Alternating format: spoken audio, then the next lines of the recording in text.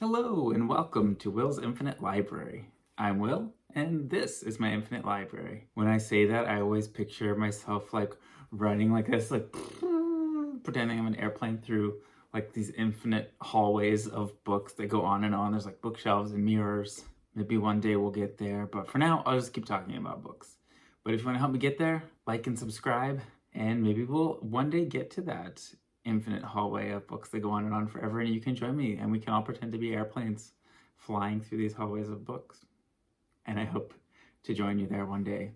But in the meantime, I wanted to just give you an update on some book stuff, some what I've been reading, what I've read, and also I just wanted to share with you that I had a story recently published in this amazing collection called Acceptance: Stories at the Center of Us, which was published by a small press, Engine Books, in Eastern Canada, and they partnered with the local Two-Spirit LGBTQ plus center there in Newfoundland and Labrador to put together an amazing collection of just really cool, diverse fiction. I have a story in the collection called Other Lives that's kind of like a magical, kind of queered Harry Potter, like a magical academia setting that takes place in a school for magic that's kind of like an MFA program. So they attend like workshops to craft and critique spells that they're creating, and disaster and hilarity ensues. But anyway, what I've been reading, I realized, well, I haven't given an update on Hora Da Estrela since I started reading it. I am about 30 pages in. It's a really short book, so that's a good, like, probably a third of the book.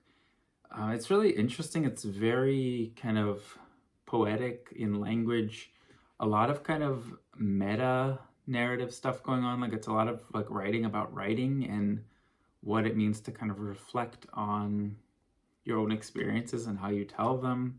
It's not very plot driven, I will say that. So it's about a girl from the northeast of Brazil and kind of her experiences growing up in poverty and the kind of things that she has to do to survive.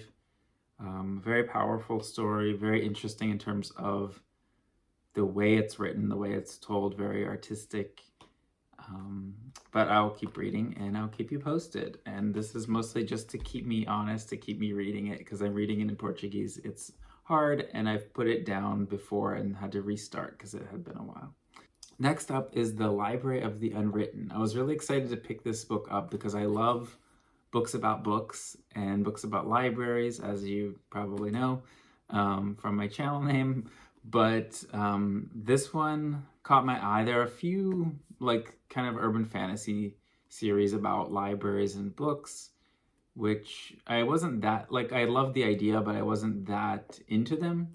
So I was excited to pick up this one. I heard it has a lot of queer rep in it, which I'm most excited about probably.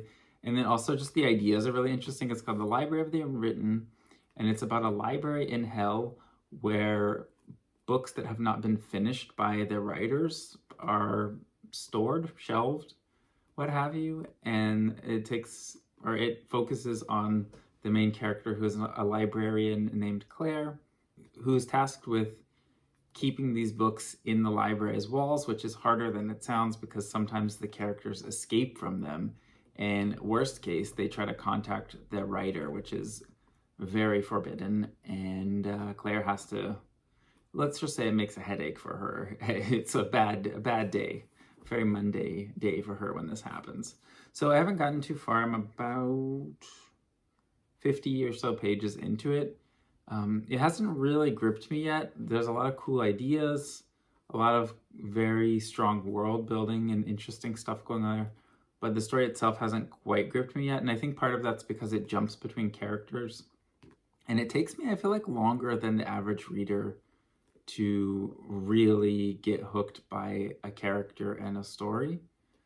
And the jumping between characters makes it take me even longer because you're constantly kind of trying to figure out who's telling the story and get a sense of them. So I think as I read several chapters from each character's perspective, I'll get more into it and I'll keep you posted. And then I realized that I have not really talked about Trailer Park Trickster on this channel, which surprised me because I know I showed it as a pickup that I had gotten it, but I hadn't read it yet. And I'd done a video since I read it. And I had to go back and watch it because I was like, I must have talked about this, but I didn't. Trailer Park Trickster is the second book in the Adam Binder series by David R. Slayton. David R. Slayton is an amazing writer and great person. You should check out his books if you have not. The first book in the series is not The House of the Cerulean Sea. It is White Trash Warlock. It's a great series with really strong queer rep and really strong world building again. But these pulled me in instantly. And I think it's because the main character, I just clicked with him instantly, which is Adam. And it also jumps between characters, which again is kind of sometimes a barrier for me. But I think it let you spend a lot of time with Adam in the first book. So I felt like I connected with him really quickly and got into his story. The interesting thing to me about Trailer Park Trickster is that things kind of escalate, of course.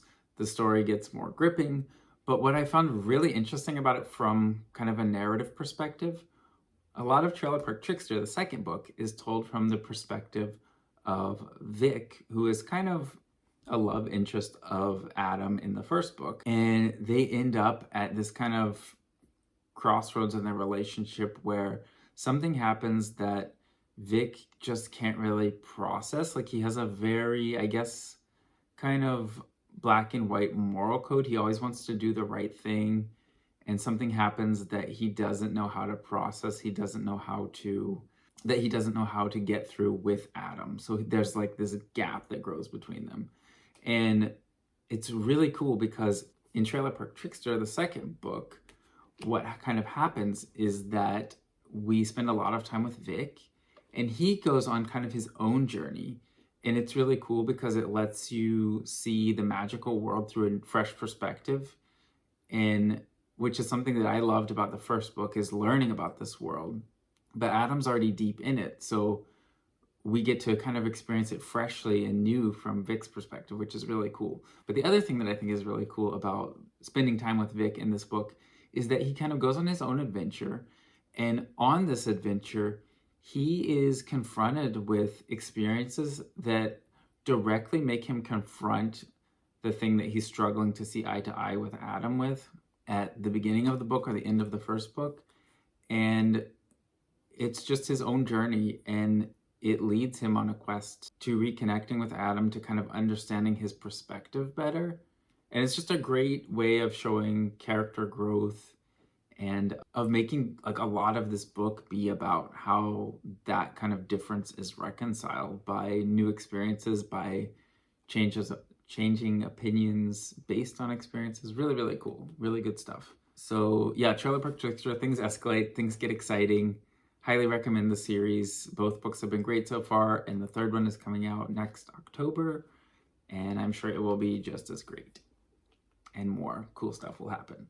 I'm curious to see too, like, because I have been really impressed by like how in-depth each of the characters is and how we see different things through the eyes of each of them and experience different pieces of the story, and how that kind of creates these revelations and really makes you connect with the characters. I think that's one of the coolest things about this series, and I'm really curious to see who we spend more time with in the third book, because the first one was really about Adam and his brother Bobby, and then this one was largely about Adam and Vic as they went on their own separate journeys and then kind of converged. But anyway, that's it for today. I will catch you up again soon on the books that I've been reading and give you another update on the Library of the Unwritten once I've gotten further into that.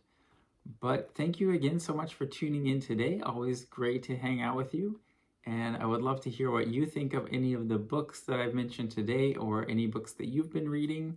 Please feel free to like and subscribe if you enjoyed this video, and maybe we can get that infinite hallway of books one of these days. But yeah, thanks again so much for tuning in, and I'll see you next time.